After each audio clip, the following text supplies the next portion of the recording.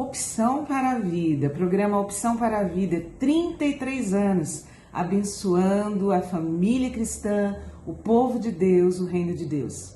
Eu quero trazer uma palavra de gratidão. Gratidão à Igreja Congregacional do Calvário por esse projeto tão maravilhoso, dirigido, concebido e executado há 3 décadas, mais de 3 décadas, pelo nosso querido amigo e pastor João Bosco. Eu quero louvar a Deus, pastor, por sua vida, por ter te capacitado para ser esse homem consagrado ao Senhor, à pregação das Sagradas Escrituras, mas também um homem da comunicação. Além da sua bela voz, da sua boa dicção, mas Deus colocou algo mais dentro do seu coração. O ideal de alcançar as famílias através de um programa tão abençoado como este, que é a Opção para a Vida. E eu gostaria de deixar um versículo para a meditação de todos os irmãos e principalmente a todos que compõem a equipe do programa Opção para a Vida, do presente, do passado e aqueles que ainda vão se agregar a essa honrosa tarefa. O livro de Provérbios 16, o capítulo 16, o verso 3 diz: consagra ao Senhor todas as tuas obras e os teus planos serão bem-sucedidos.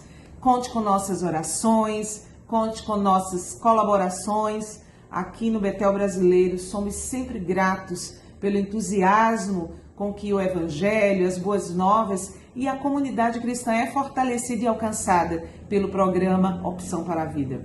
Pastor, continue. Deus tem estabelecido os teus planos. É um propósito sobremaneira excelente. A todos vocês, um grande abraço, desejando que as misericórdias do Senhor se renovem a cada dia e a bênção do Senhor se perpetue por mais décadas. Parabéns, Opção para a Vida. Vocês, esse programa é uma opção especial para abençoar toda a Igreja do Senhor. Sejam abençoados. Campina Grande, segunda-feira, 1º de abril. Todos gostam nesse dia de pregar uma mentira. Possivelmente você já tenha sido surpreendido hoje por alguém que falou uma mentira para você e você acreditou e depois serviu de gargalhadas. Eu quero chamar a atenção para aqueles que brincam com esse dia, porque, inclusive, a Bíblia nos diz que Satanás é o pai da mentira. E todo aquele que é mentiroso não se sustenta na verdade. Foram palavras do Senhor Jesus. Nós lamentamos porque o nosso primeiro mandatário desta nação já afirmou pública e notoriamente que aprendeu com a sua mãe a mentir, porque a mentira, sendo dita 1000 vezes, ela termina sendo aceita como uma verdade.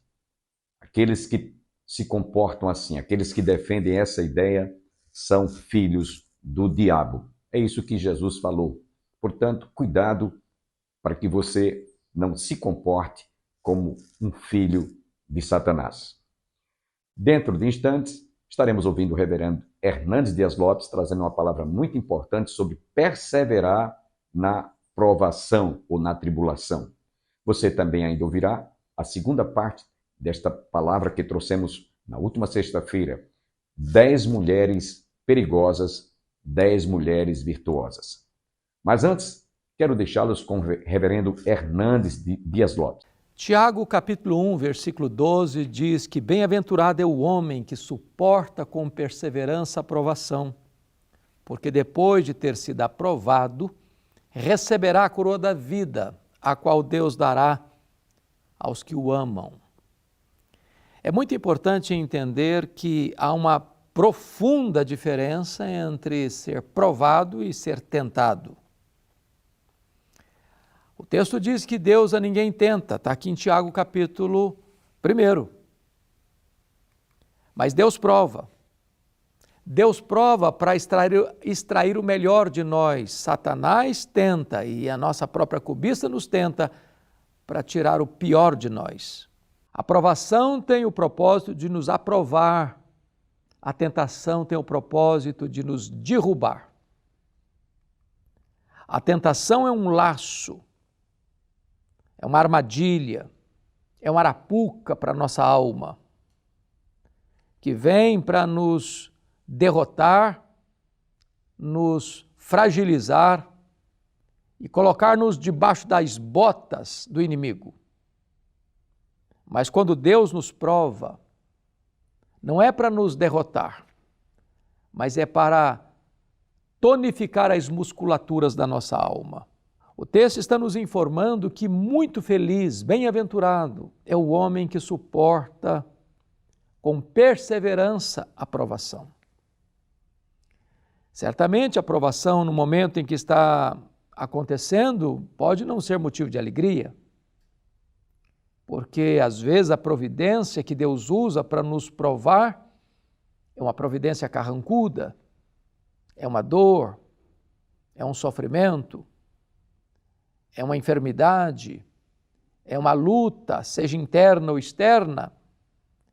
Mas quando nós entendemos que a provação procede de Deus para nos aprovar, então nós perseveramos nesta provação, sabendo que Deus está trabalhando em nós, por nós, para depois trabalhar através de nós. Então não se insurja contra Deus por ser provado. Não deixe o seu coração amargurar, porque você está passando pelo vale da prova. As provações vêm para nos transformar, nos burilar, nos cinzelar e nos fazer pessoas parecidas com Jesus. O apóstolo Paulo, nesta mesma toada, disse que nós nos alegramos nas próprias tribulações, sabendo que a tribulação produzirá perseverança, a perseverança experiência, e a experiência esperança, e a esperança não confunde, porque o amor de Deus é derramado em nosso coração, pelo Espírito Santo que nos foi outorgado. Aqui Tiago está nos mostrando a necessidade não só de perseverar na provação, mas entendermos que somos felizes pelo fato de sermos provados, porque somos provados para sermos aprovados. E aqueles que são aprovados, por causa da perseverança na provação, diz o texto, que receberão da parte do próprio Deus a coroa da vida, a recompensa, o prêmio, a vitória, a bênção do eterno. E o texto vai nos informar que a coroa da vida está destinada a todos aqueles que amam a Deus. E como você prova o seu amor a Deus? É perseverando nas provações. Então, eu quero eloquentemente dizer ao seu coração neste momento, hoje é dia de perseverar na provação.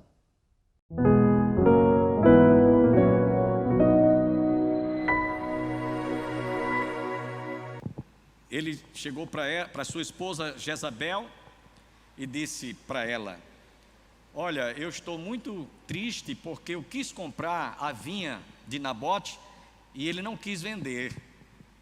Se vocês quiserem ver onde está essa história, está lá no livro de 1 Reis, capítulo 21, versículos de 1 a 7. É bom que você conheça a história. 1 Reis, capítulo 21, versículos de 1 a 7. Nabote recusa vender a sua vinha a Acabe. Sucedeu depois disto o seguinte: Nabote, o jezreelita, possuía uma vinha ao lado do palácio que Acabe, rei de Samaria, tinha em Jezreel. Disse Acabe a Nabote: dá-me a sua vinha para que me sirva de horta, pois está perto do lado da minha casa. Dar-te-ei por ela outra melhor. Se for do teu agrado, dar-te-ei em dinheiro o que ela vale. Porém Nabote disse a Acabe: guarde-me o Senhor de que eu dê a herança de meus pais.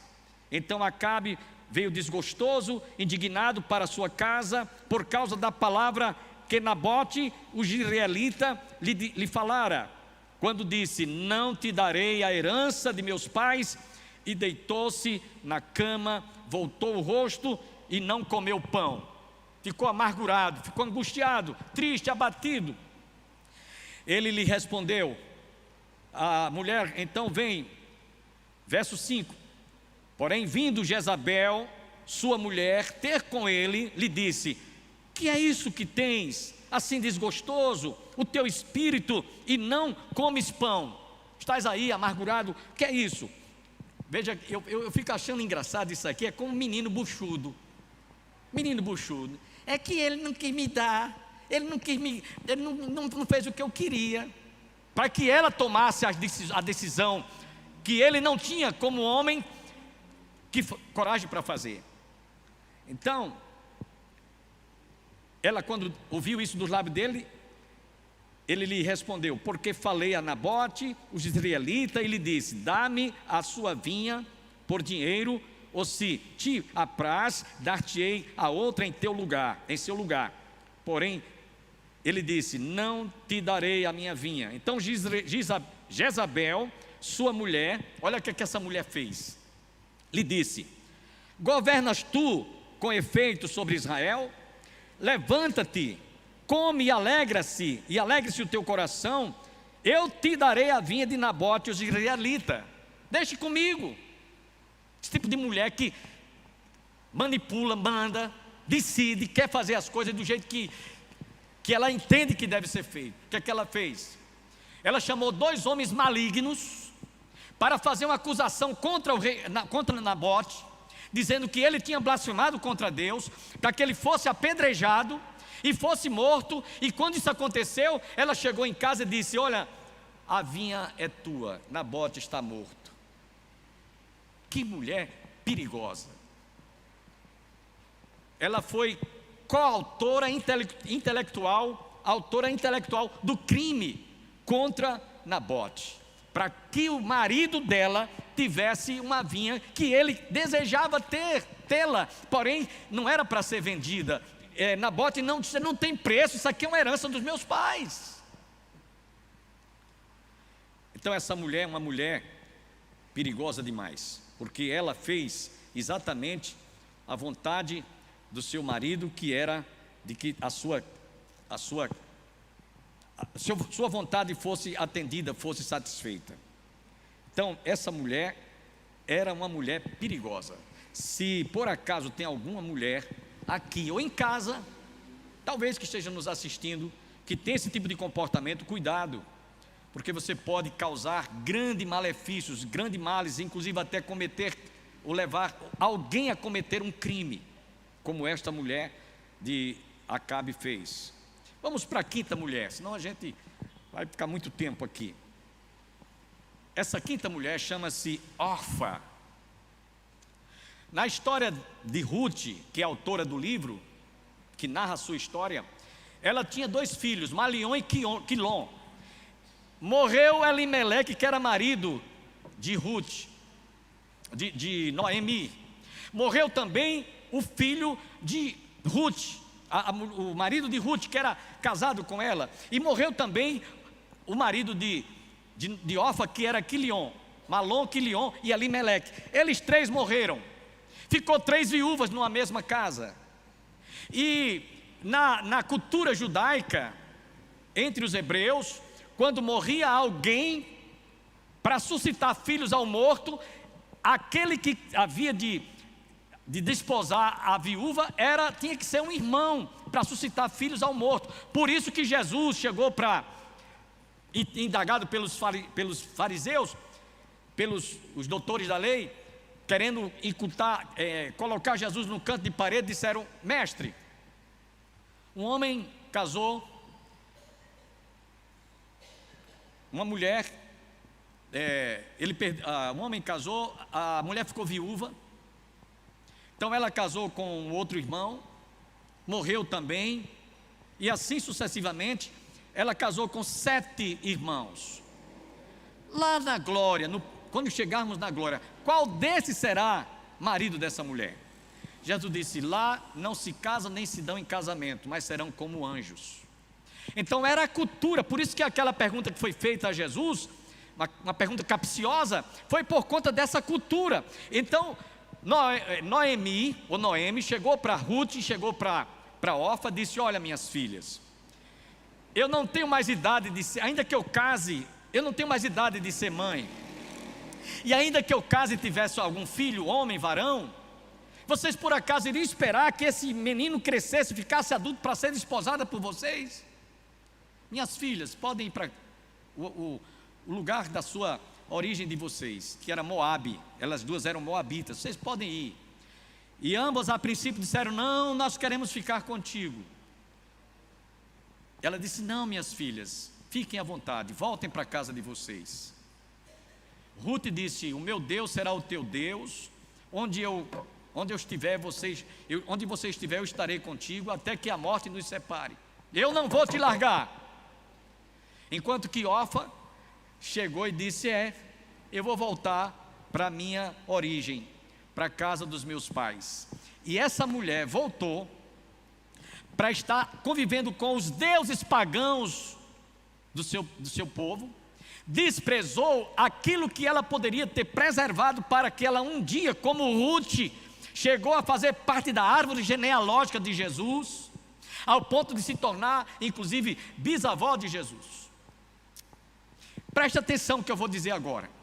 Quando uma serva de Deus abandona os caminhos do Senhor, ela vai ser amaldiçoada, porque desprezou os caminhos do Senhor, desprezou a palavra de Deus, e foi o que Orfa fez. Essa mulher é comparada, ou considerada mulher perigosa, porque ela desprezou permanecer sendo fiel, como Ruth foi: o meu Deus é o teu Deus, eu não vou te deixar. Então Orfa foi esse tipo de mulher que preferiu voltar para o seu povo pagão, idólatra, e desprezou aquilo que ela poderia ter preservado. Vamos a uma sexta mulher, Herodias. Que mulher perigosa! Essa mulher, ela era adúltera. Vocês, para terem uma ideia, ela era neta de Herodes, casou-se com seu tio Filipe, havendo deste casamento nascido uma filha por nome Salomé, abandonou seu marido Filipe e casou-se com seu cunhado Herodes Antipas, o tetrarca da Galileia. Quando João Batista tomou conhecimento desse pecado de incesto, ele chegou para ela e disse: olha, não é lícito você viver com a mulher do teu irmão. E ela se sentiu, num certo sentido, foi descoberta aquele pecado que até então não tinha se tornado público e notório. E ela, com ódio, mandou prendê-lo. Depois de passar algum tempo na prisão, depois, um dia em que a sua filha Salomé dançava certamente a dança que se cultua no Oriente Médio, do ventre livre, ele ficou cobiçando, achando lindo aquela dança da filha de Herodias, e simplesmente chegou onde estava sua mãe, depois dele ter dito: olha, você dança muito bem, provavelmente deve ter feito esse comentário elogioso, e tudo que você quiser me peça, até a metade do reino. Ele estava cheio de carraspana, né? Tinha tomado muito uísque, muita vodka, né? Pastor, naquela época não tinha vodka nem uísque, tinha muita bebida regada a vinho. Ele estava cheio de carraspana, e naquela hora fez essa sua proposta: olha, eu dar-te até a metade do reino se você me pedir. E o que é que Salomé fez? Chegou lá no ouvido da sua mãe e disse: olha, ele está me oferecendo a metade do teu reino. É uma oportunidade da gente pegar, passar a mão em muita coisa dele. E aí ela disse, naquele momento: o que mais eu preciso agora é de um cala-boca. Esse cala-boca, eu vou pedir agora que você peça a cabeça de João Batista numa bandeja, num prato. E, meus irmãos, aquele pedido foi feito, foi executado. João Batista perdeu a cabeça por falar a verdade, por denunciar um pecado que havia praticado por Herodias, sido praticado por Herodias. Essa mulher é perigosa, porque ela também estava diante de uma situação que ela não quis aceitar, não quis admitir o incesto que ela praticara com o seu cunhado. Mas vamos à sétima mulher, chama-se Safira. No hebraico esse nome significa formosa, mas eu diria mentirosa. E ela mentiu não apenas para Pedro, mas tentou mentir contra a pessoa do Espírito Santo. Imaginem como essa mulher era perigosa. Mentir contra a pessoa do Espírito Santo. Eu posso mentir para minha esposa, eu posso mentir para o irmão A, ou B, ou C, ou D, mas eu não posso mentir contra Deus ou contra a pessoa do Espírito Santo. E foi o que ela fez. Vendeu uma propriedade por um valor, eu vou usar aqui um nome fictício, um número fictício, vendeu a propriedade por 100 mil reais. Deveria trazer como dízimo para a casa do Senhor 10 mil reais. Mas eles combinaram entre si, vamos dizer que vendemos por 40 e a gente só vai dar 4. Infiéis a Deus, tanto ele quanto ela, principalmente ela que combinou com ele, e foi então combinado entre eles, quando chegasse lá diante do apóstolo Pedro, dissesse: olha, nós vendemos essa propriedade, está aqui o dízimo para manter a casa do Senhor, e nós vendemos por 40. Na mesma hora o Espírito Santo revelou a Pedro que ela estava faltando com a verdade, e disse: você pensa que você mentiu contra mim, você faltou com a verdade, você mentiu, foi contra a pessoa do Espírito Santo. Na mesma hora ele caiu duro, teve um infarto fulminante. Com Deus não se brinca, a Bíblia diz que Deus é fogo consumidor, aquilo que o homem semear, isso ele ceifará. E foi exatamente isso que aconteceu. Ele caiu duro e levaram-no até ser sepultado. Com pouco tempo depois entra Safira com a cara mais lavada, dizendo a mesma conversa. Conto de gente que realmente tem muito, gente trambiqueiro. Olha aqui, eu vim trazer aqui a parte do que me tocava. Safira, você pensa que você me enganou, mentiu contra mim, você faltou contra a verdade, foi contra a pessoa do Espírito Santo. Eis aí a porta daqueles que levaram o teu marido, e na memória ela caiu também dura.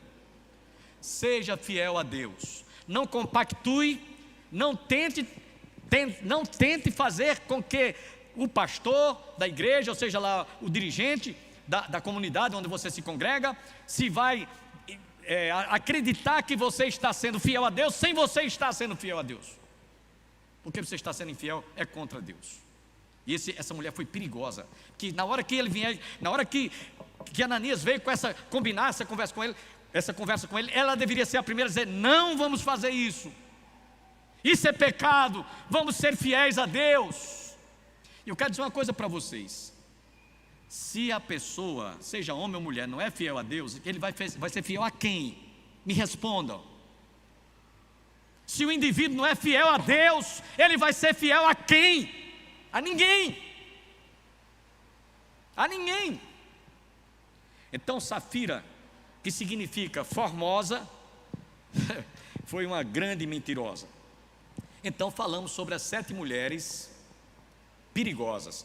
E aí vou trazer mais 3 nomes de mulheres perigosas contemporâneas do século passado e do século presente, para mostrar a vocês que não é só na Bíblia que nós encontramos mulheres perigosas, encontramos em todo o tempo, mas como nós estamos vendo no século 21, eu estou colocando aqui essas 3 mulheres. A primeira delas chama-se Catharine Knight. Essa mulher, ela foi cruel demais. Na noite do casamento com o marido, na noite de núpcia, primeira noite, essa mulher tentou matar o seu marido. Quem quiser ver isso está na internet. Tentou matar o seu marido na lua de mel. O marido escapou.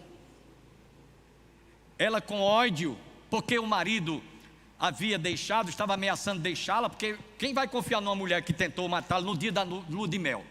Só se for um doido de avô a pedra na lua. Então o que essa mulher fez? Matou, degolou o cachorrinho que ele criara como revolta. E não sendo somente satisfeita por fazer isso, ela pegou a filha dele, casada com ele, filha do casal, tempos depois, e tentou colocá-lo num trilho de trem, onde o trem ia passar. Que mulher cruel. Catherine Knight. Isso aconteceu na Austrália, em 2001. Que mulher perigosa. A nona mulher perigosa chama-se Irma Grace. Essa mulher, sim, voltando aqui um pouquinho, Catherine, essa mulher australiana, fez um segundo matrimônio, um segundo casamento. E no segundo casamento, ela conseguiu matar o marido. Que mulher sanguinária, perigosíssima. Matou o marido. Isso parece uma história que a gente já viu acontecer aqui no nosso país muitas vezes. Eu conheço N histórias, vez por outra sai nos telejornais. Conheço a história de uma dessas mulheres que matou o marido, esquartejou o marido e colocou dentro de uma freezer. Ia vender o corpo como em coxinha. Isso aconteceu aqui no Brasil há algum tempo atrás. Mulher perigosa sempre vai acontecer, mulher sanguinária como Catherine Knight. Mas uma outra, chama-se Irma Grace. Essa foi uma mulher terrível. Em 13 de dezembro do ano de 1945, essa mulher, na época da Segunda Grande Guerra Mundial, ela era a mulher mais forte que esteve nos campos de concentrações, a exemplo de Auschwitz. E essa mulher, ela tinha prazer de colocar as judias para serem estraçalhadas por cães famigerados. E ela se divertia com isso. Ela era nazista. Você veja a que ponto essa mulher fez. E também ela tinha prazer de conduzir as mulheres para as câmaras de gás. Quando nós estivemos viajando numa das nossas excursões, estivemos lá numa cidade chamada Dachau. O nosso irmão Joacil Brito estava conosco. Nós filmamos tudo isso. Eu nunca vi uma cena tão drástica quanto aquela. A nossa guia turística estava descrevendo a barbaridade dos crimes que foi cometido na cidade de Dachau. Inclusive, o nosso guia turístico, que foi daqui do Brasil, seu Biratã, disse: meu avô foi morto aqui, e nós estivemos no campo de concentração. Campo de concentração onde havia determinados fornos em que se colocava corpos vivos para serem cremados. Como o padeiro pega uma padiola e coloca o pão lá no forno, não é isso? Nós temos aqui o nosso irmão, que é padeiro, sabe, proprietário de uma padaria, sabe disso. Colocava numa padiola corpos, mulheres, homens e crianças para serem cremados. E ela, quando estava fazendo essa descrição, ela começou a chorar. Disse: eu não tenho como descrever isso. Entramos em câmaras de gás. Quem quiser um dia, vá lá em Dachau, vá em Auschwitz, vá em outros campos de concentração, você vai ficar estarrecido. Em que os judeus eram colocados lá e diziam para eles: vocês vão tomar um banho, vocês estão cheio de piolho, precisam de trocar de roupa. E quando eles entravam todos, tiravam a roupa totalmente despidos, eles ligavam as câmaras de gás. E essa Catherine, Irma Grace, ela tinha prazer, ela se deleitava quando via os cães estraçalhando as mulheres judias ou levava-as até as câmaras de gás. Essa mulher era conhecida como a cadela de Auschwitz. Muitos crimes. Essa mulher perigosa, ela praticou esse tipo de crime em 1945. E a última dessas mulheres perigosas dos nossos dias aconteceu em 2006. Cláudia Uchoa, uma mulher bonita que usava o seu corpo para seduzir. Era como se fosse uma Herodias. Ela era sensual. Essa mulher era mexicana. Do México, onde nós temos o campo de missões lá, em Caracoles. Essa mulher era mexicana. E ela, então, era sensual, vaidosa. Ela fazia parte do esquadrão da morte do México em 2006. E essa mulher ficou na história como uma das mulheres contemporâneas dos nossos dias, perigosíssimas. Vamos ficar devendo a conclusão desta palavra no próximo programa. Mas antes, quero lembrar a todos que no próximo dia 14 e 15 deste mês de abril, o programa Opção para a Vida estará celebrando o 33º aniversário. Você que está conosco, não deixe de prestigiar. Foi especialmente convidado para estar conosco pregando a palavra o reverendo Carlos Alberto e também a presença do conjunto Embaixadores de Sião. E nós vamos encerrar o nosso programa ouvindo uma belíssima música interpretada pelo conjunto Embaixadores de Sião, que estará abrilhantando o louvor nos dias 14 e 15 deste mês em nossa igreja. Todos recebam as bênçãos do Pai, do Filho e do Espírito Santo e até o nosso próximo programa, se Deus assim nos permitir.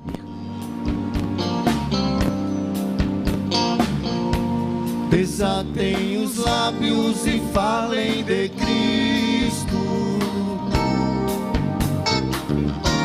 Proclame a esperança que Cristo vos deu.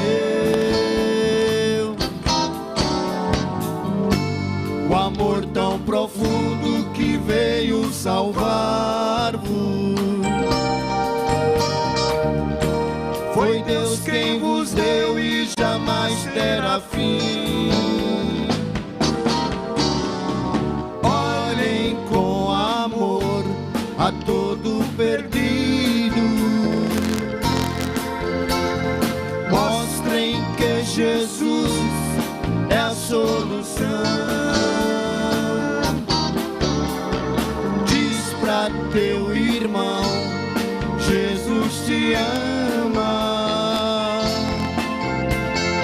Ele é a luz, a vida,